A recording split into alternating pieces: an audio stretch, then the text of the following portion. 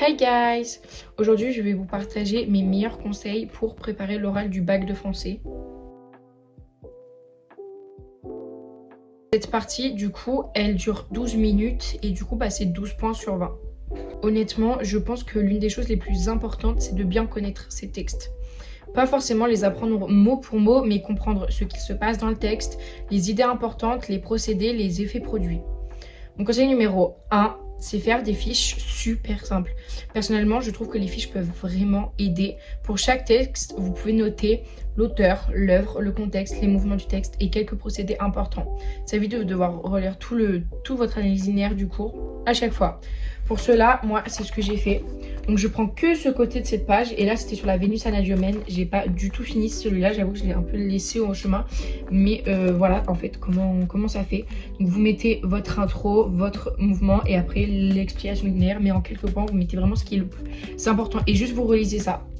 Et je vous jure, ça aide tellement. Mon deuxième conseil, c'est tout simplement de s'entraîner à parler à voix haute parce que vraiment les jurys, il va falloir qu'ils sentent que vous ayez confiance en vous. Donc pour ça, il faut lire ces notes dans sa tête. Donc du coup, il faut essayer de vous chronométrer, de vous enregistrer et d'expliquer le texte à voix haute.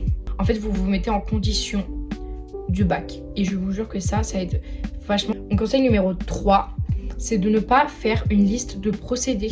Le conseil important, c'est n'énumérez pas seulement les procédés. Au lieu de dire il y a une métaphore, essayez plutôt d'expliquer cette métaphore souligne, ce champ lexical met en évidence. Mais ça, je vous en avais déjà parlé dans ma première vidéo, mes meilleurs conseils pour l'écrit de français. Mon quatrième conseil, c'est tout simplement de bien gérer sa préparation. Pendant le temps de préparation, il faut essayer de relire calmement le texte, de construire un plan clair, de noter quelques idées importantes, d'éviter de paniquer si on ne trouve pas les 25 procédés. Je mets en grand guillemets les 25 procédés. Il vaut mieux quelques analyses solides que des idées trop désorganisées. Ça dure sur 8 minutes. Et du coup, c'est sur 8 points. Pour la deuxième partie de l'oral, vous avez d'abord une introduction à faire. Et cette introduction, il faut qu'elle dure grand max 2 minutes. Mais autour des 1 minute, 1 minute 30, c'est vraiment parfait parce que l'introduction que vous allez dire, elle n'est pas comptée. En fait, ce qui compte, c'est vraiment l'échange entre l'examinateur et vous. Par rapport à l'introduction, moi, j'en ai fait une. Elle est juste ici, donc elle est comme ça. Et tout ça, ça fait que 50 secondes. Mais dans votre introduction, il faut vraiment lancer des perches à l'examinateur pour qu'il vous pose les questions. Par exemple, le personnage principal, Jean-Baptiste Grenouille, m'a particulièrement marqué.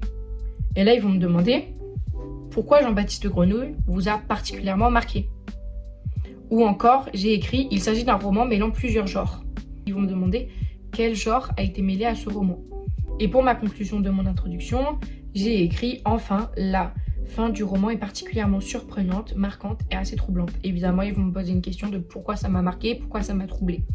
Donc vraiment, dans votre introduction, lancez des petites perches, comme ça vous les manipulez un peu et en soi, du coup, vous pouvez répondre facilement parce que c'est des questions que vous-même, vous avez pensé.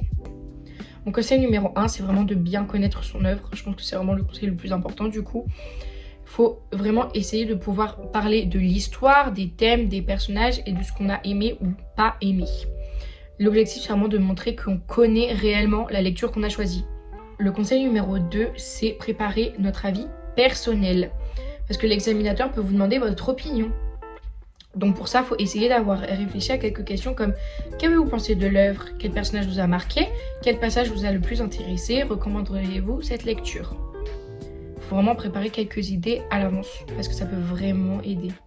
Et ça, c'est mon avis personnel. Donc j'ai parlé de mon ressenti, de l'auteur, mais aussi du personnage principal, de la réflexion par rapport au livre et j'ai fait une conclusion. Évidemment, j'ai mis ma citation préférée dans tout le livre. Mon conseil numéro 3, c'est donner des exemples vraiment précis parce que quand vous répondez, il faut vraiment essayer d'utiliser des exemples concrets de l'œuvre. Ça rend vraiment les réponses beaucoup plus solides. Mon conseil numéro 4, c'est d'accepter de ne pas répondre parfaitement. On ne peut pas être parfait et les réponses que vous allez donner sont vraiment pas parfaites. Et parce que petit rappel, l'entretien, c'est vraiment une discussion entre vous et l'examinateur. Donc on n'a pas besoin d'être parfait. Il faut vraiment juste prendre quelques secondes pour réfléchir et essayer de développer notre réponse calmement. Et petite précision, moi j'ai acheté ce livre là de chez Uvis, c'est vraiment la prof des réseaux, très clairement, elle est super connue sur les réseaux. Pour vraiment, alors là il y a écrit vraiment réussir mon année.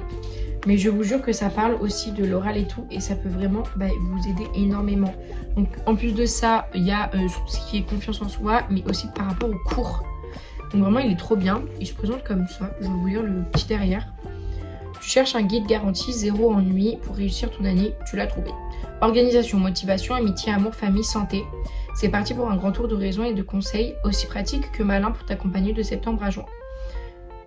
Madame Morningstar, l'anonyme, la mère, Anna, les personnages cultes de chez Evis sont évidemment au rendez-vous pour une scolarité qui s'annonce émorale.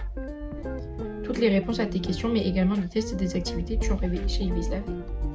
Donc la partie 1 c'est vraiment en cours et la partie 2 c'est vraiment sur les amis et autres.